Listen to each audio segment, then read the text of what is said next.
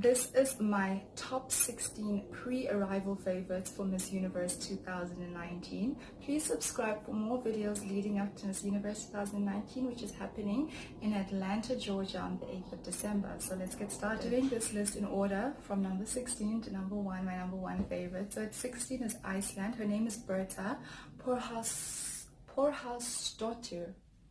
I'm not sure if I'm pronouncing her name correctly. She's 19, she's a model. She looks fantastic in pictures. The reason I like her is because she's very fresh-faced. And I think that the Miss Universe organization, post-Trump, in the ING era, they look for girls next door. They look for someone who's a bit more natural, who can shine without tons of makeup, tons of hair and glamour. Someone who can really just look good in their natural skin or with minimalistic makeup. She fits that well. Unfortunately, I haven't watched Miss Iceland. I didn't watch the competition, so I don't know what she's like on stage. I am rooting for her. I hope that she does well in the preliminary stage because I would love to see Iceland place. They didn't place last year, even though last year's contestant was amazing on stage. And the year before that, she was really good as well. She had a great body, she had a great backstory, she was great on stage. So I'm just so surprised Iceland has not been making the semi-finals. And they've had incredible contestants the past 2 years. So that's just been puzzling to me, actually, and really disappointing. So maybe Berta can end that. We'll see. Number 15 is Thailand, Pawansula Druin, who's 26 years old. She's a DJ, amongst other things. She has great stage presence. I know she can walk the runway amazingly well. And in a previous video of mine, I said she may be a copycat, a Catriona copycat, but I was told to view some of her previous videos from Miss Earth a few years ago, and she was walking that way. So she's not a copycat at all. And yeah, she is beautiful, of course. All of them are beautiful. I'm curious to see what should be like when she's surrounded by everyone else. Does she still stand out? But right now she's great. Number 14 is Jamaica, Ayana, Tickle, Garcia, 19, model, beautiful, spectacular. 13 is Ireland. Can't pronounce her first name, so I'm not even gonna attempt, but her surname is O'Reilly. She's 25 and she's a model. She is fantastic, and she's following in Ireland's footsteps from last year and the previous year. They qualified for the semi-finals, and for me she stands out even more than those two. So I can't wait to see what she's like on stage. Does she show her personality? Is she bubbly? Is she fierce? I'm really excited to see what she's like. At number 12 is Australia, Priya Sarau, who like Miss Iceland, she has a very natural look. She wears very minimal makeup, and I'm excited to see her on stage. I really like the fact that she's so natural. I love the fact that she doesn't look like the typical pageant girl, and she still shows her beauty and her class and her elegance. She's 27 years old. She's a model. 11 is Japan, Ako Kamo. She's also a model. She's 24. She is such a standout, and she's one of the best contestants Japan has had in years. Japan has been really disappointing in the past few years, and it's surprising because they're a great pageant nation. I mean, they won in 2007. 2006, Japan was the first runner-up. So they have what it takes, and it's just been disappointing that they haven't been doing as well as I expected. I loved Miss Japan in 2017, but she didn't make the semi-finals. So hopefully she does, because she really is incredible, and I'd love to see more Asian nations make it. And have any of you heard this year what they're going to do in terms of placements? I don't know if they probably haven't released the information. Will they still be doing the regional divisions, the Europe, and then Asia, Africa, Asia, Pacific, and then the Americas, and then wild cards? I hope they scrap that. And if they're still going to continue with that, they need to make Asia separate. Asia needs to be on its own, because Asia is a powerhouse of pageantry, right up there with the Americas. And it's just unfair that they're grouped with Africa as well. And it's also unfair in Africa, because Africa should probably be grouped with Europe. That would make more sense. I mean, Africa can't be on its own because there aren't that many delegates that are sent, even though this year there's going to be more. But Ghana is not going to be there, which is unfortunate. So Africa doesn't have enough delegates to be on its own. That's fair. But it should probably be grouped with Europe or with the Caribbean maybe, but definitely not with Asia. Asia needs to be on its own. Europe shouldn't be on its own because they don't, pageantry is not so big in many European countries. So it's not as, they don't really send the greatest delegates, to be completely honest, because it's not a big deal. Whereas in Asian countries such as Japan, Indonesia, Philippines, Malaysia, India, like all of these countries and much more, they really go all out and send amazing contestants, and so they should be on their own. Anyway, we'll find out later. At number 10 is Colombia, Gabriela. She's 23, she's a lawyer. What I love about the way Colombia does it is that they crown their Miss Universe delegate very early on. I think she was crowned in January or December last year, or January this year, very early on. And so she's had this whole year to prepare. She's had this whole year as a national title holder. She goes to speaking events. She is representing her country. She has not faltered once. And through this year, I'm sure she's just gaining experience, gaining more confidence, being more comfortable in a role as a title holder.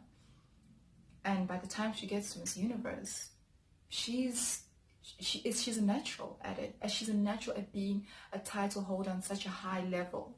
And I wish more countries did that, crown their queens much earlier on. I think by June you should have crowned your queen, you know what I'm saying? But I mean, different countries have different ways and it works out for them, but I really like it when they crown their winners early on. Yeah, Gabriela's fantastic, and she's been a favorite. She's on many people's favorite lists.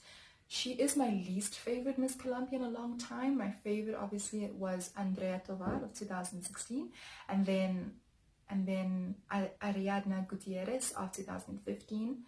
Those two are just my ultimate favorites. And then I loved Laura Gonzalez of 2017. Didn't really like last year's contestant that much, but she was good. She's my least favorite, Gabriela. I don't know what it is, but again, I might see her on the preliminary stage and just be completely wowed. That's a big possibility. At number 9 is Heidi, Gabriela Vallejo. She's 25. She's a model. At 8 is Curacao, Kirsha Ataf, who's 25. I couldn't find out what she does for a living. Probably a model, but I'm not sure, so I didn't write anything. She's really in a difficult position, you know, coming up after 2017's delegate, who was incredible, who made it all the way to the top 10, who could have easily made top 5. And I'm excited to see what she's like. And I know she's being trained by Crystal Stewart. I think she's being trained by Crystal Stewart, her and a few other contestants. So Crystal Stewart was Miss USA 2008, one of the best Miss USAs. And I'm excited to see what she's going to be like. If she's being trained by her, she's probably going to be incredible on stage and in interview, which is much more important. Okay, 7 is USA Chesley Chris, 28 years old. She's a lawyer. She is fantastic. Sierra Burchell, who was Miss Universe Canada 2016, in her video, she said that if she makes it to the top 5, she's probably going to win. So if MUO doesn't want her to win, they probably won't put her in the top 5 because she'd kill it. She's such a good orator. She was a good orator before, you know, she won. But I mean, the fact that she was crowned in May, the fact that she has been doing speaking engagements, she has been in this role for quite a while now. She's just getting better and better and more confident. So she probably would kill it in top 5. But I think there is another person, another contestant who's an even better speaker, slightly better than Chesley. So I'll tell you who that is. And number 7 is, sorry, that was 7. Number 6 is Vietnam. I can't pronounce her name, so I'm not even going to try because I'll butcher it. She's 27. She's a model. I've spoken about her before. Statuesque, gorgeous, a standout.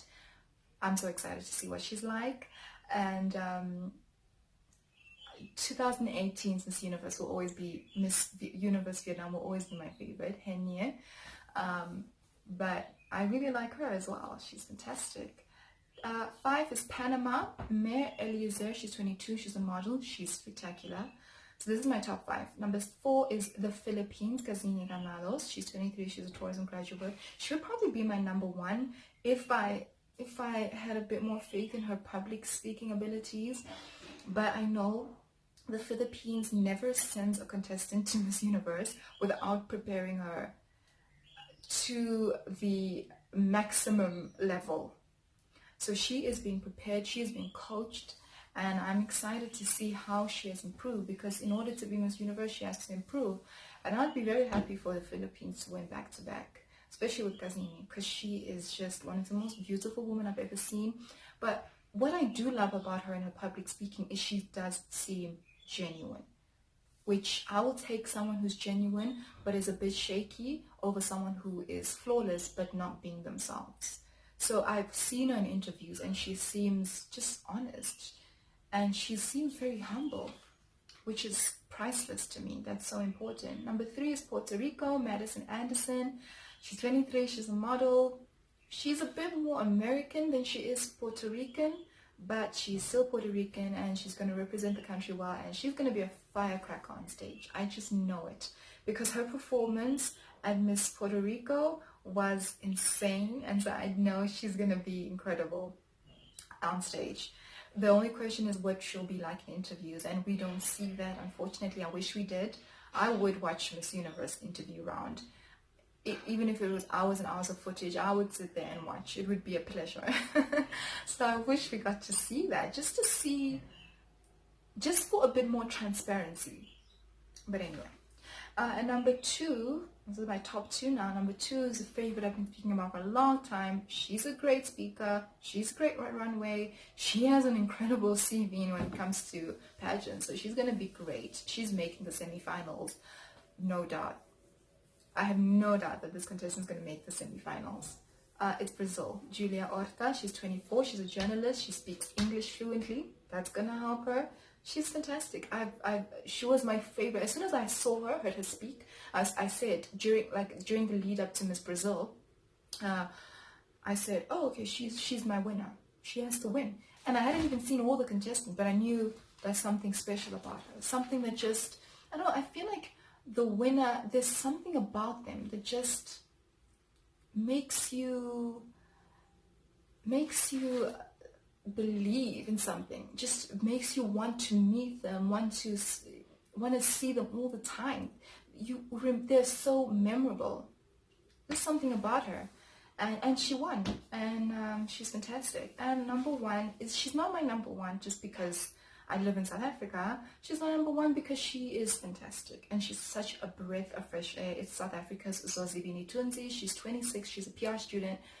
She is I think she's an even greater speaker than Chesley, which is a big compliment. I think that the thing that separates from Chesley is she seems fearless.